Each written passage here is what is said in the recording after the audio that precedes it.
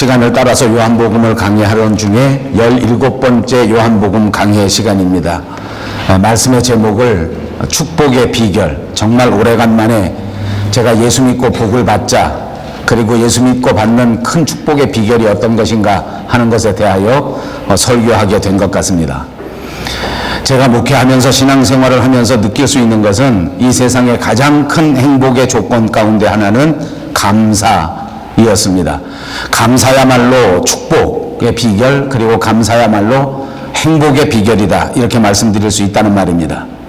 세상에 살면서 인생길에서 감사할 수 있는 사람은 스스로 자기 형편에 대하여 자족할 수 있는 사람이기도 합니다. 그래서 인생의 행복의 길을 찾는다고 하면 그 길은 바로 가장 지름길이 되는 스스로 만족하는 자족에 있다고 말씀드릴 수 있습니다. 이 세상에서 행복한 사람은 비천에 처할 줄도 알고 풍부에 처할 줄도 알고 또 가난한 곳에 처할 줄도 아는 사람일 것입니다.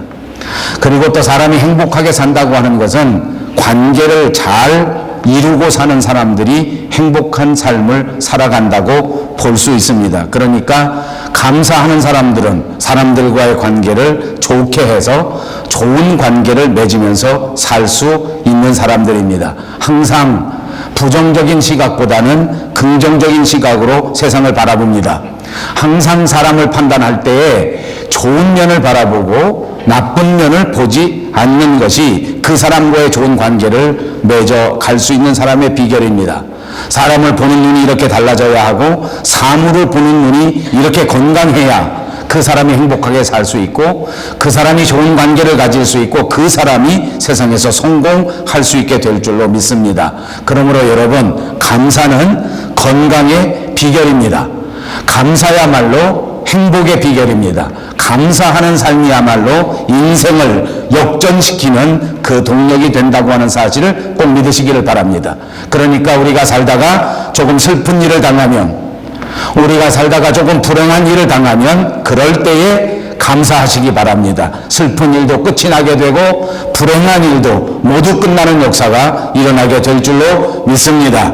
불행할 때 감사하면 불행이 끝이 나고 좋은 일 있을 때 감사하게 되면 좋은 일이 계속된단 말입니다. 형통할 때에도 감사하십시오. 계속하여 여러분의 인생이 형통하게 될 줄로 믿습니다.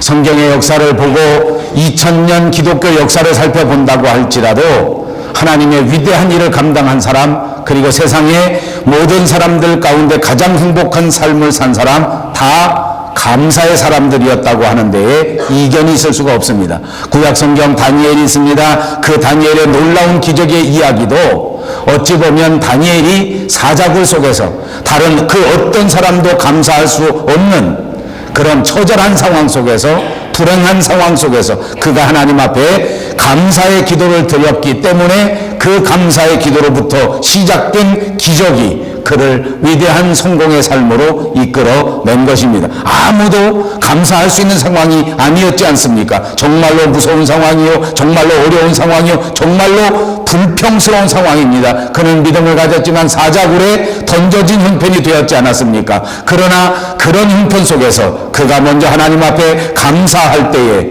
그 모든 상황이 변화되고 역전되는 위대한 역사가 이루어지고 행복의 사람으로 변화되는 기적의 주인공이 된 것입니다. 여러분, 다윗이 왜 이렇게 아름다운 사람이 되었습니까? 그는 시편에서 그가 철저하게 하나님 앞에 감사할 줄 아는 감사의 사람이었기 때문입니다. 시편 9편 1절에 이렇게 노래합니다. 내가 전심으로 여호와께 감사하오며 주의 모든 기사를 전하리이다. 위대한 신약성경의 사도였던 사도 바울도 그가 이렇게 크게 쓰임받고 그가 이렇게 위대하게 쓰임받은 그 비결이 있다고 하면 그는 언제나 끝없이 하나님 앞에 감사할 줄 아는 사람이었기 때문입니다. 옥중에 들어서도 감사했습니다. 병마에게 시달리는 삶의 형편에 있어서도 하나님 앞에 감사했던 사람입니다. 그렇습니다. 감사는 인생을 변화시키는 것입니다. 감사는 언제나 표현되어져야 진정한 감사가 되는 것입니다. 성경이 우리에게 가르쳐주는 것처럼 행함이 없는 믿음은 죽은 믿음이라고 말한 것처럼 감사가 표현되지 않는다고 하면 진짜 감사라고 할 수가 없습니다. 사도 바울은 오늘 우리들에게 경종할 때에 현대인의 타락한 특징이 감사할 줄 모르는 것이라고 지적한 적도 있습니다. 감사할 줄 모르는 것입니다. 감사할 환경이 되어도 감사를 모릅니다. 평안한 환경에서도 감사할 줄을 모릅니다. 행복한 상황에서도 감사할 줄을 모릅니다. 불행한 상황 속에서 감사할 줄은 더더욱 모르는 것입니다. 왜요? 사람이 죄 가운데 타락했기 때문입니다. 사랑하는 여러분, 감사를 표현해서 기적의 사람들이 다 되시기를 주님의 이름으로 축복합니다. 하나님 앞에 날마다 감사할 수 있어야 된단 말입니다. 그러므로 하나님께 감사를 표현할 줄 아는 것, 지혜로운 신앙인입니다. 세상 사람들에게도 언제나 감사를 표현할 줄 알아야 합니다. 말로도 감사하시기를 주님의 이름으로 축복합니다. 글로 감사를 표현할 수 있는 여러분들이 되시기를 바랍니다. 날마다 기도할 때 하나님 앞에 감사하십시오. 날마다 찬송할 때 하나님 앞에 큰 감사를 표현할 줄 아는 저와 여러분 모두가 꼭 되시기를 바랍니다. 여러분, 세상에서 교만한 사람은 감사할 것이 없습니다. 건방진 사람은 감사할 줄을 모릅니다. 왜냐하면 자기가 다 이루었다고 착각하기 때문입니다. 자기 힘으로 세상을 살고 있다고 착각하고 있기 때문입니다. 하나님께로부터 받은 모든 은혜를 잊어버렸습니다. 하나님께로부터 받은 놀라운 은혜를 깨끗이 잊어버리고 하나님께 돌아가야 할 그 큰 영광을 도둑질해버리고 말았습니다. 여러분, 세상에 사는 사람들 가운데 감사할 줄 모르는 사람들이 얼마나 많은지 모릅니다. 부모에게도 감사할 줄을 모릅니다. 자기가 세상에서 자기 혼자 스스로 떨어진 줄 알고 부모님께 돌아가야 할 그 많은 존경과 그 많은 사랑과 그 많은 감사를 모두 도적질해서 자기 인생이 자기의 것이라고 노래하면서 살아가는 것이 오늘 불편하지만 저와 여러분의 현대인의 모습인 것 같습니다. 이것은 교만입니다. 감사할 줄 모르면 교만의 죄를 범하게 되는 것이요, 감사할 줄 모르면 하나님께 돌아가야 할 그 큰 영광을 도적질하는 도적질의 죄를 저지르게 되는 것입니다. 오늘 우리가 읽은 본문에는 주님께서 보리떡 5개 그리고 물고기 2마리를 가지고 감사하는 이야기입니다. 저는 이 이야기야말로 정말로 소중한 이야기요, 또 이 이야기야말로 오병이어의 유명한 이야기이지만 이 이야기를 통해서 날마다 감사의 사건을 생각하게 되고 감사야말로 놀라운 기적을 일으키는 비결이 되고 감사야말로 오늘날 이 세상 살아갈 때 가장 큰 행복의 비결이요 축복의 비결이다 하는 것을 다시 한번 생각하면서 큰 은혜를 받게 되는 것입니다. 그러므로 오늘 우리 다 같이 성경 본문 요한복음 6장 1절에서 13절까지 있는 말씀을 읽겠습니다. 제가 한 절 읽고 여러분들이 한 절을 읽으면서 6장 1절에서 13절까지 있는 말씀을 봉독하겠습니다. 그 후에 예수께서 디베랴 갈릴리 바다 건너편으로 가시매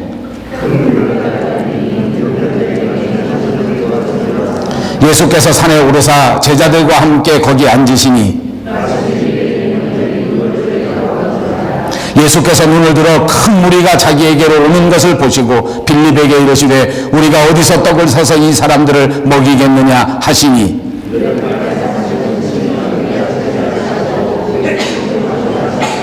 빌립이 대답하되 각 사람으로 조금씩 받게 할지라도 200데나리온의 떡이 부족하리이다. 여기 한 아이가 있어 보리떡 5개와 물고기 2마리를 가지고 있나이다. 그러나 그것이 이 많은 사람에게 얼마나 되겠사옵나이까.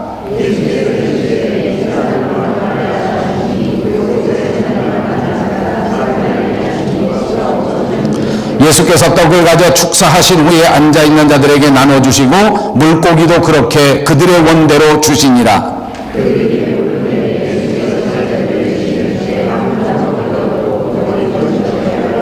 다 같이 읽습니다. 이에 거두니 보리떡 5개로 먹고 남은 조각이 12바구니에 찼더라.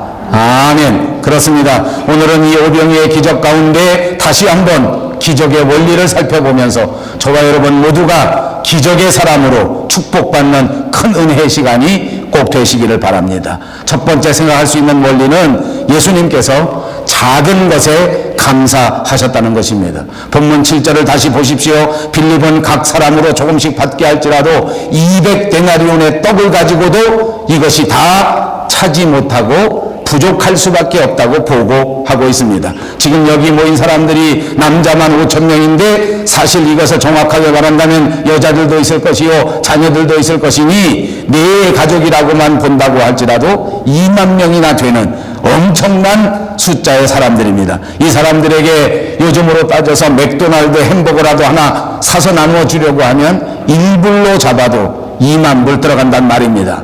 1불 50전 정도 된다고 하면 3만 불 가지고 사도 모자를 정도라 그 말입니다. 그런데 지금 오늘 이 성경 본문에 등장하는 오병이어라고 하는 것은 한 아이가 가지고 있었던 도시락에 불과한 것입니다. 이 어린아이가 먹을 수 있는 도시락, 그리고 그때 당시에 어린아이가 먹는 도시락이라 할지라도 그것이 그리 넉넉하지도 못한 그냥 보통의 도시락입니다. 이 도시락을 받아 드신 예수님께서 이 작은 것 그것을 가지고도 하늘을 우러러 축복하시면서 감사했다는 것이 기록입니다. 이것이 우리가 믿는 예수님의 모습입니다.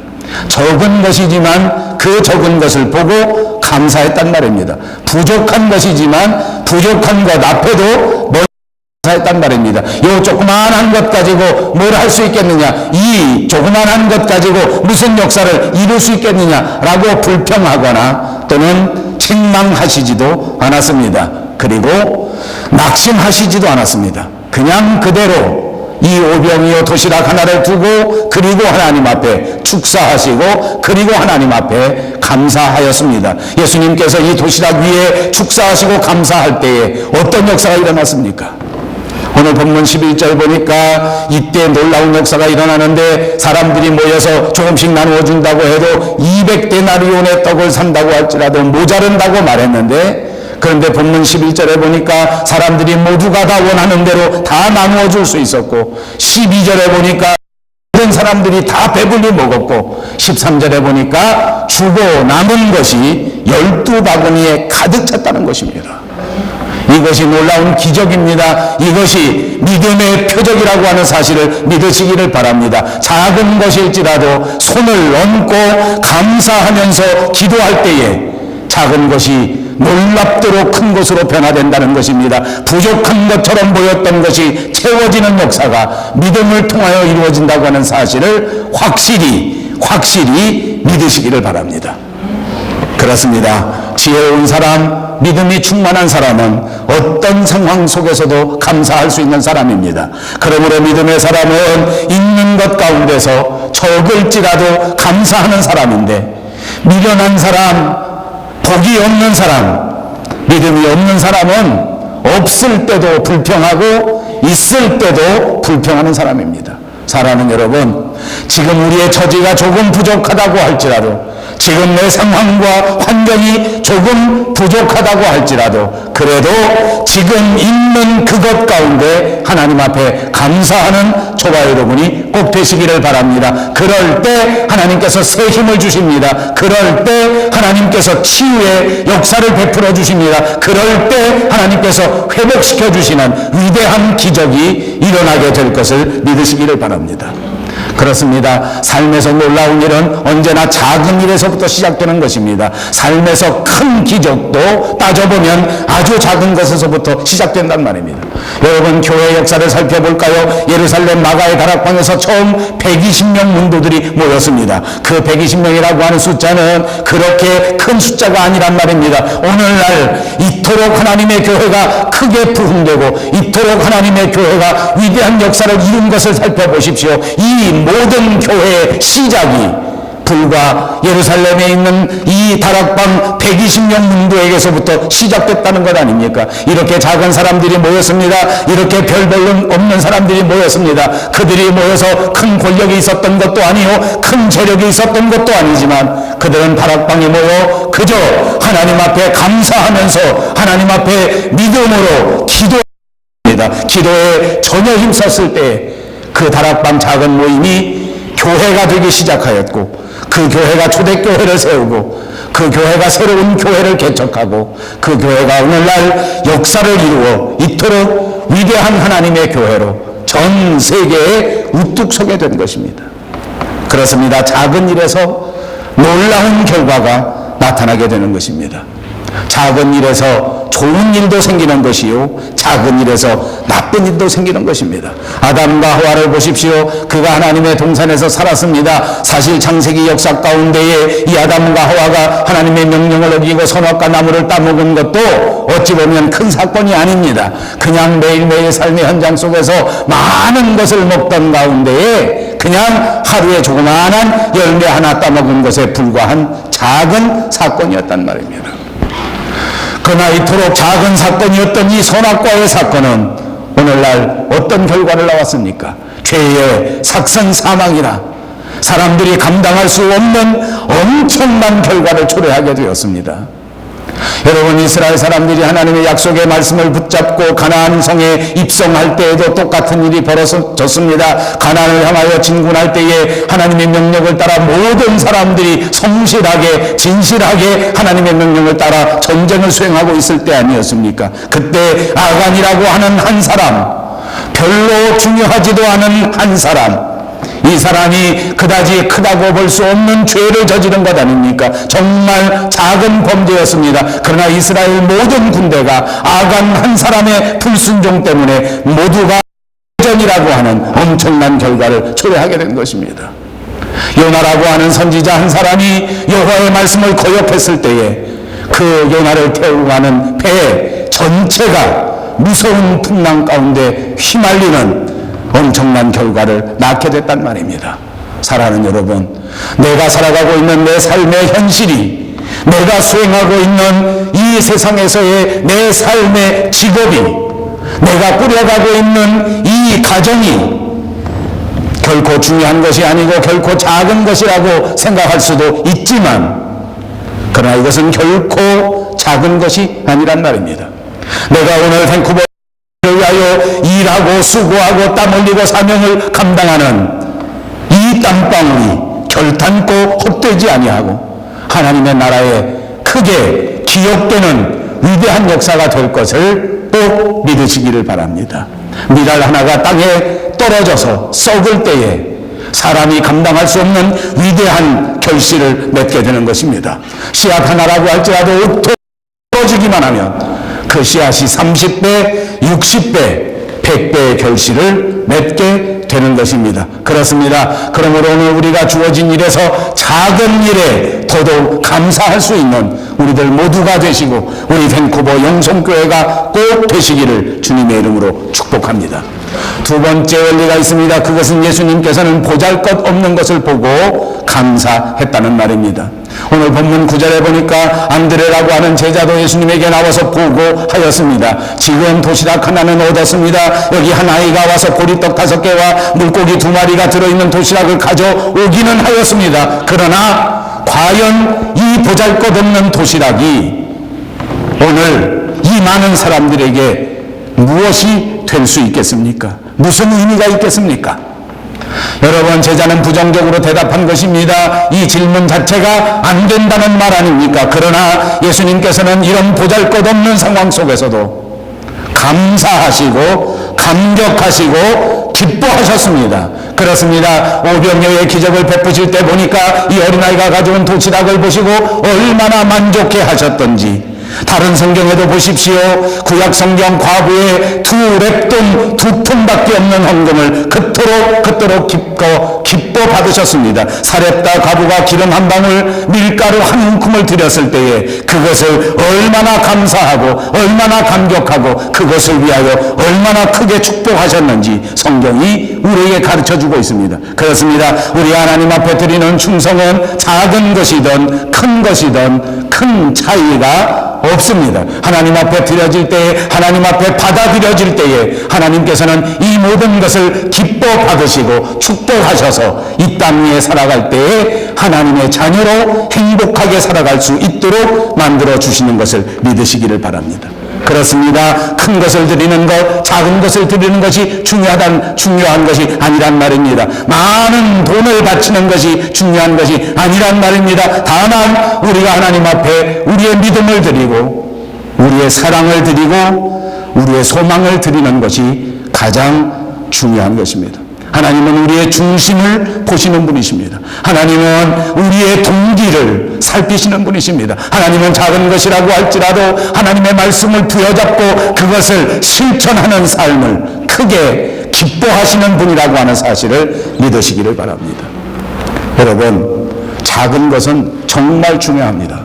여러분 어떠신지 모르겠습니다. 저는 이 세상 살아가면서 늘 하나님 앞에 회개하면서 기도하는데 잘 안 고쳐지는 게 있습니다. 뭐라 하면 말의 실수입니다. 하지 말아야 할 말을 왜 그렇게 하는지 모르겠어요. 안 했으면 훨씬 좋았을 말을 안 되더라고요. 목사가 되고 나서 30년 동안 노력했는데 잘 안 돼요. 지난주에도 또 못했습니다. 미리 회의에 나가면서 제가 결심을 했어요. 오늘은 절대 내가 쓸데없는 말 안 한다.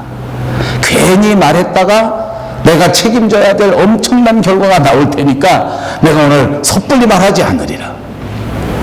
그 사람 만나서 회의를 하고 이야기를 하고 막 얘기를 하다 보면 나도 모르게 자꾸 말이 실수.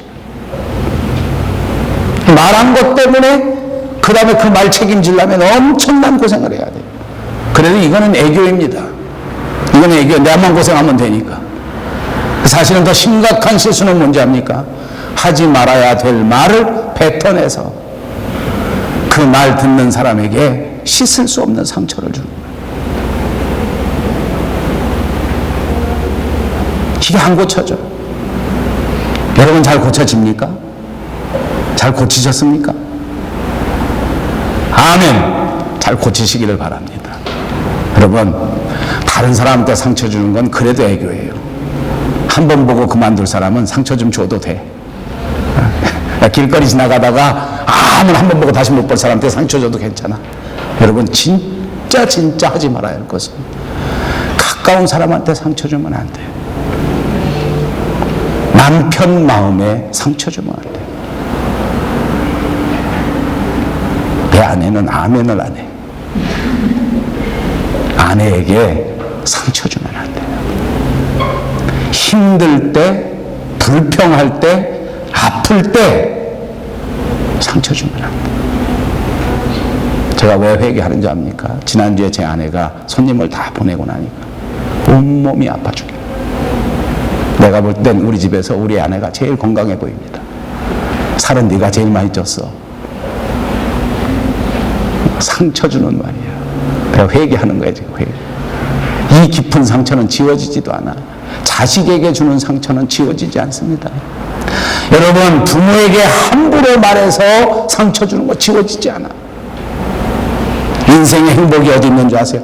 조만한 이 색치혀를 어떻게 컨트롤하느냐에 따라서 행복이 좌우된다는 사실 명심 또 명심하시기를 바랍니다. 작은 색치혀가 인생의 행복을 담보하는 것입니다. 우리말 속담 중에는 진짜 작은 것을 강조하는 말이 얼마나 많은지 모릅니다. 천리길로 한 걸음부터라고 합니다. 그래요, 맞아요. 천리길을 걸어갈 때에도 한 걸음부터 걸어가라는 말입니다. 더 좋은 말도 있습니다. 티끌 모아 태산입니다. 도대체 안 될 것 같아도 한 시간씩 쌓아 나가면 그러면 된다는 거예요. 태산이 된다는 거예요.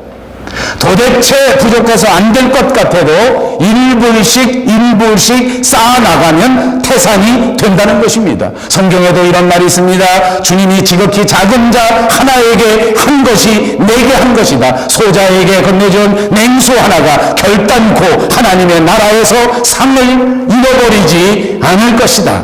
내가 이 세상 살아가면서 조그만한 일을 감당했는데 병들고 외로운 사람들 찾아가서 위로의 준 것밖에 없는데 그럴지라도 그 발걸음을 하나님이 잃어버리시지 않는다는 말입니다. 굶주린 사람들을 위해서 조그만 빵 조각 하나 밖에 없는데 하나님의 나라에서는 이것을 잊지 않으시고 끝까지 기억하신다는 것입니다. 여러분, 하나님의 일을 감당할 때 낙심하지 마십시오. 것이라도 주님 사랑하는 마음으로 감당했을 때에 하나님께서는 기억하셨다가 마지막 우리를 만나셨을 그때 잘했다고 칭찬해 주실 것입니다. 반대로 부정적인 것도 머릿속에 꼭 명심해야 합니다. 부정적인 의미에서 본다고 하면 진짜 큰 멸망도 아주 작은 데서부터 시작한단 말입니다. 파수꾼 한 사람이 태만하게 되면 모든 데가 전멸할 수 있는 위기가 온다는 말입니다. 여러분, 오늘 이 성경 본문에 보리떡 5개 그리고 물고기 2마리, 그건 진짜 별 볼 일 없는 것입니다. 너무나 작은 것입니다. 떡도 맛있는 떡이 아닙니다. 보리떡입니다. 지금은 시대가 달라져서 보리떡이 무슨 영양식품이 돼서 값이 많이 올랐습니다만, 저희들이 어렸을 때 보리떡은 진짜 먹기 싫은 거 아닙니까? 제일 싼 거. 물고기라고 멋있게 썼지만 이것도 학자들이 정확하게 추적해보면 그냥 멋있는 생선이 아닙니다. 그냥 멸치 정도 되는 것입니다. 이런 거 가지고 보리떡 5개 그리고 이 멸치 같은 생선 2마리 이거 가지고 어떻게 2만 명, 3만 명 되는 사람들을 먹일 수가 있단 말입니까? 이 도시락 진짜 그것을 가지고 있는 조그만 어린아이 하나가 한 끼 먹고도 아주 만족할 수 없는 정말 작은 것인데 이거 가지고 뭘 할 수 있단 말입니까? 200데나리온이나 저라도 시원찮은데 3만 불이나 들여서 떡을 사온다고 해 넉하지 못할 것인데 이거 가지고 어떻게 한단 말입니까? 여러분, 제가 이 말 왜 하는지 압니까? 이러니 낙심할 수밖에 없다는 말입니다. 우리가 살아가는 동안 우리의 삶의 현실은 때때로 우리에게 낙심할 수밖에 없는 환경으로 다가옵니다. 세상이 얼마나 많이 변했는데 내가 가지고 있는 자본을 가지고는 도저히 성공할 수 없다, 낙심될 수밖에 없습니다. 세상이 많이 변해서 이제 정말 얼마나 비싸졌는지 모릅니다. 돈의 가치가 정말 떨어졌습니다. 엄청나게 올라버렸습니다. 그런데 내가 가지고 있는 돈 늘어나지 않았단 말입니다. 그 낙심할 수밖에 없는 거 아니에요. 내가 가진 기술을 보니까 여기 밴쿠버에 올 때만 해도 그래도 정말 바다 건너 올 때, 비행기 타고 올 때는 그래, 내가 부딪히고 구르기만 하면 여기서 못할 게 뭐가 있겠냐. 내가 밴쿠버 가서까지 거 2년 3년만 구르면 되지. 여기 2년 굴러본 사람 다 생각해 보십시오. 처음에는 그래도 용기가 있어서 구르면 된다고 생각했는데 와보니까 내 능력이 굴러도 안 되는 거야. 3년을 굴러도 말이 안 들립니다. 아니, 들리긴 들리지. 나를 속여먹는 집사님들이 있더라고. 목사님, 여기 와보니까 영어가 들립니다. 내가 깜짝해서 어이구, 그러세요? 벌써 그렇게 들려요? 예, 들립니다. 무슨 뜻인지 모릅니다. 5년을 굴렀습니다. 10년을 굴렀습니다. 그래도 안 됩니다. 낙심할 수밖에 없어요. 낙심할 수밖에. 아무리 노력해도 안 돼. 낙심해. 여러분, 오늘 오병이어의 기적의 사건에서 이 도시락은 아마도 진짜 낙심할 수밖에 없는 조건 아닙니까? 만약 저에게 이런 조건이 주어졌다고 하면 저는 기도하지 못했을 것 같습니다. 이거 가지고 뭘 하냐? 이거밖에 없는데 기도한들 뭘 하겠느냐? 이 도시락 하나밖에 없는데 교회 다닌들 무슨 역사가 일어나겠느냐? 라고 주저앉을 수밖에 없는 상황이었단 말입니다. 그러나 예수님께서는 그렇게 하지 않았습니다. 이 보잘것없는 도시락 위에 사랑을 가지고 손을 올려놓았습니다. 그리고 두 눈을 들어 하늘을 우러면서 이 도시락을 위하여 축사하셨습니다. 축복하고 감사했단 말입니다. 보잘것없는 것 위에 손을 얹고 감사할 때에 위대한 기적은 일어나기 시작한 것입니다. 남자만 5,000명입니다. 모든 사람들이 2만 명이 넘습니다. 이 사람들이 원대로 배불리 먹고 무려 12광줄이나 남았습니다. 사랑하는 여러분, 주어진 여러분들의 일에 충성하시는 믿음의 일꾼들이 꼭 되시기를 바랍니다. 작은 일이라고 할지라도 충성하시기를 축복합니다. 낙심되는 상황에서도 열심히 감사하면서 기도하면서 찬양하면서 축복하는 여러분 모두가 되시기를 주님의 이름으로 축복합니다. 위대한 사람 다윗은 2세의 아들이었습니다. 8명 있는 아들 가운데 맨 마지막 8번째였습니다. 자기 형제들이 나오는 큰 행사에는 참가도 못할 만큼 제일 별 볼 일 없는 마지막 말지였단 말입니다. 시골에 살았습니다. 양치는 보잘것없는 목동이었습니다. 그러나 어떻게 되었습니까? 끝까지 감사하고 끝까지 기도하고 끝까지 찬양했을 때에 그는 시골에서 양치는 목동으로 인생을 끝낸 것이 아닙니다. 그는 드디어 골리앗 장군을 무찌르는 위대한 군대가 되었고 마침내 하나님을 기쁘시게 하는 하나님의 일꾼 그리고 모든 이스라엘의 왕이 되었습니다. 내가 능력이 없다고, 내가 보잘것없는 모습이라고 꿈도 포기하고 희망도 포기해서는 안 된다는 말입니다. 여러분 명심하십시오. 하나님을 믿는 우리는 우리 스스로 우리를 판단하는 것이 아닙니다. 하나님을 믿는 저와 여러분은 결코 작지 않습니다. 하나님을 믿는 저와 여러분은 늙어 보여도 늙은 것이 아닙니다. 하나님을 믿으십니까? 하나님을 믿는 여러분들은 비록 작아 보여도 작은 것이 아닙니다. 여러분 하나님 믿습니까? 여러분은 병들어 보여도 병든 것이 아닙니다. 건강한 사람보다 훨씬 강합니다. 돈을 많이 가지고 있는 사람보다 훨씬 위대합니다. 하나님이 여러분을 그렇게 쓰실 것이기 때문입니다. 마지막 원리가 있습니다. 예수님은 불가능의 순간에 감사하였습니다. 예수님의 제자들은 이렇게 보고했습니다. 이 오병이어의 도시락 하나밖에 없으니 예수님이 하시고자 하는 일은 할 수가 없습니다. 오병이어를 가지고는 도저히 이 많은 사람들을 먹일 수가 없습니다. 이것이 보고의 내용입니다. 어찌 보면 너무나 당연합니다. 인간의 계산 방법으로는 도저히 답이 나오지가 않습니다. 불가능하다고 말하는 이 12제자를 비난할 수 있는 사람은 아무도 없을 것입니다. 자, 다시 보십시오. 때는 저물어 가고 있습니다. 장소는 황량한 빈 들판입니다. 사람은 2만 명이 넘는 사람이 모였습니다. 상점도 없습니다. 돈도 없습니다. 그런데 우리가 가지고 있는 것이라고는 오직 떡 5덩어리 그리고 물고기 2마리밖에 없습니다.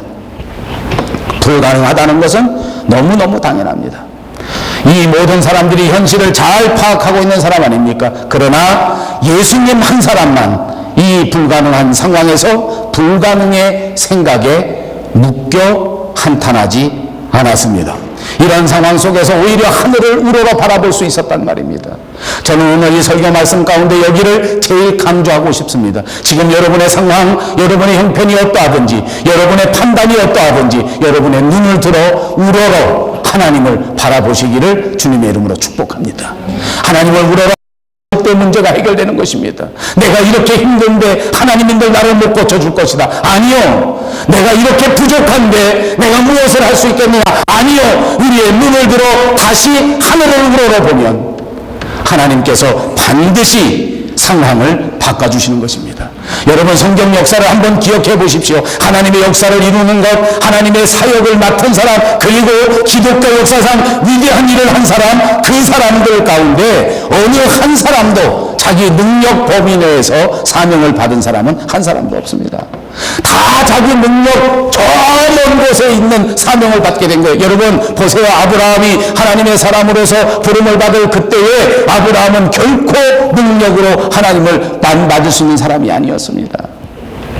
스스로 하나님을 찾아갈 수 있는 사람도 아니요. 그때 당시 아브라함이 그 먼 나라를 스스로 그렇게 여행할 수 있는 능력이 있었던 사람도 아닙니다. 이렇게 말씀드리면 이해가 조금 안 될지 모르니까 그 뒤로 가볼까요? 아브라함이 100살 때 이삭을 얻게 되었습니다. 여러분 그때 아브라함에게 능력이 있었습니까? 없었습니다. 사라에게도 능력이 없었습니다. 그래 하나님이 오셔서 내가 네게 자손 준다 약속하신 거예요. 믿음 준다 약속하신 거예요. 자기 능력 바깥이 도저히 할 수가 없어요. 100살이나 돼 안 해도 이미 아이를 낳을 수 있는 처지가 아니에요. 지금 40살 돼도 애를 못 낳는데 100살 된 사람 어떻게 애를 낳겠어요? 자기 능력이 아니에요. 여러분 모세가 홍해바다 건너라 때 모세가 홍해바다 건널 수 있습니까? 배가 있습니까? 무슨 잠수봇이 무슨 장비가 있습니까? 어떻게 건너갑니까? 내 능력하고 상관이 없어요. 그것도 혼자 건너가는 게 아니라 그 오합지졸 같은 이스라엘 내에 생활하던 이스라엘 사람들 수십만 명 데리고 건너가야 되는데 모세에게 무슨 능력이 있었단 말입니까? 여러분 이스라엘 사람들이 가나안 땅에 들어가서 여리고성 전쟁할 때 기억하십니까? 이 여리고성 넘어갈 때에 이스라엘 민족에게 능력이 있었단 말입니다. 능력 없었습니다. 그냥 수백 년 동안 애굽 땅에서 종살이 하느라고 정말 오합지졸 그 자체입니다. 노예 생활했기 때문에 군수 물자도 없었습니다. 총이 있길 합니까? 대포가 있길 합니까? 비행기가 있길 합니까? 탱크가 있길 합니까? 더더군다나 이 가나안 땅은 우리보다 훨씬 앞선 문명의 소유자들입니다. 자기 능력이 전혀 그 범위 내에 있었던 일이 아닙니다. 여리고성 어떻게 이깁니까? 기도 용사를 생각해 보십시오. 상대방 미디안 군대는 철저하게 훈련받은 군대요, 12만 명이나 되는 군대였습니다. 그런데 하나님께서 기드온 보고 300용사로 해서 싸우라는 거예요. 여러분, 다윗이 골리앗과 싸울 때 그게 다윗의 능력 범위 안에 있었냔 말이에요. 아니요. 여러분, 그리고 보니까 성경의 위대한 역사는 인간의 능력 밖의 이야기였습니다. 저는 이 설교에 얼마나 위로가 되는지 모릅니다. 저도 목회하는 동안 부끄럽지만 상당히 많은 부분을 제 능력과 제 힘으로 하려고 발버둥 치는 사람 가운데 한 사람입니다. 하나님을 믿고 의지했다가도 어느 순간에 보면 나를 믿고 내 능력을 의지하는 것 같아. 내 능력으로 안 되겠다. 그러고 주저앉아버려. 내 힘으로 이제 도저히 안 되겠다.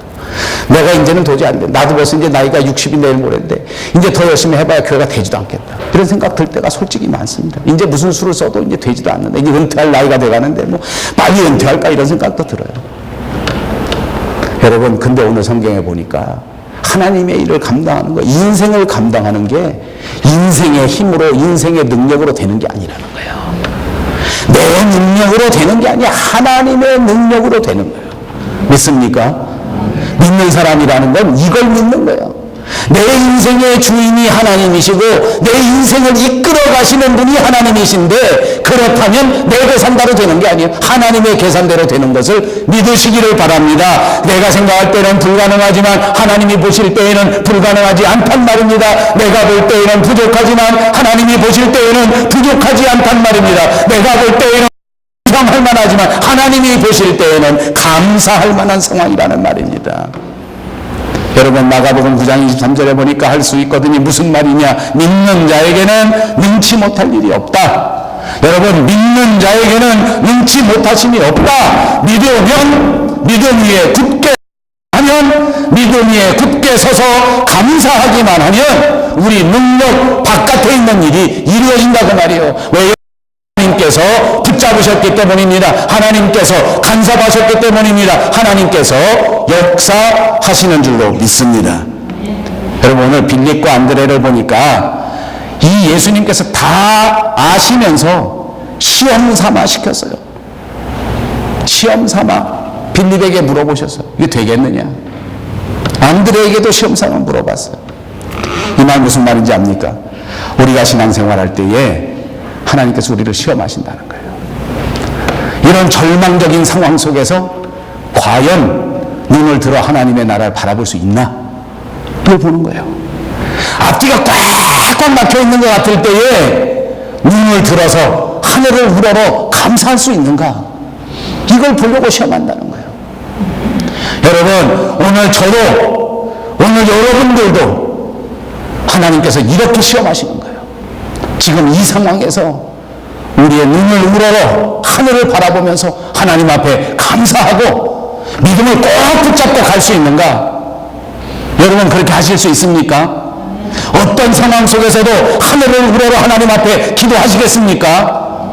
더 믿음만 의지하고 힘차게 걸어가시겠습니까? 아멘, 아멘. 감사합니다. 꼭 그렇게 하십시오. 6절에 예수님이 시험하셨습니다. 부족한데도, 보잘것없는데도, 불가능한데도 믿음으로 살 수 있는가, 없는가, 믿음으로 감사하는가, 그런가, 이 시험, 이 테스트에 합격하시기를 주님의 이름으로 축복합니다. 여러분, 오늘 이 오병이의 기적은 제자들이 일으킨 것이 아닙니다. 오늘 이 오병이의 기적은 유명한 사람들이 일으킨 것이 아닙니다. 이런 없는 어린 소 하나 때문에 일어났습니다. 제자들처럼 계산만 하고, 제자들처럼 보잘것없다고 절망하기만 하고, 12 제자들처럼 계산해서 불가능하다고 대답했다면 아무 역사도 일어나지 않았습니다. 그러나 여기 한 소년, 오병이어의 그 가지고 있었던 이 소년은 불가능의 상황 속에서도 예수님을 믿고 예수님 앞에 자기의 도시락을 하면서 믿음으로 주님이 해결해달라고, 주님이 맡아달라고 주님 앞에 내려놓았을 때에 주님이 받아들이셨고, 주님이 손을 얹으셨고, 주님이 축사하셨던 것입니다. 저는 오늘 우리 밴쿠버 영성교회 사랑하는 성도님 모두의 믿음을 다시 한번 주님 앞에 내어 놓으시기를 바랍니다. 우리가 주님 앞에 우리의 몸과 마음을 드릴 때 주님이 우리를 받으시고 우리 마음 위에 손을 얹으시고 우리를 위하여 기도하실 것입니다. 그러면 우리는 이 세상에서 믿음의 사람이 되고 기적의 사람이 되고 감사의 사람이 되고 축복의 사람이 되어 하나님 앞에 큰 영광을 돌릴 수 있게 될 줄로 믿습니다. 고마우신 우리 하나님 참 감사합니다. 부족하지만 보잘것없지만 제가 판단할 때에는 우리의 상황이 불가능하지만 그러나 오늘 이 오병이어의 기적의 사건에 나왔던 이처럼 우리도 우리의 인생을 다시 한번 주님 앞에 내어 놓습니다. 주님 불쌍히 여기시고 받아 주시옵소서. 손을 얹어 축복하여 주시옵소서. 예수님의 이름으로 간절히 기도하옵나이다. 아멘.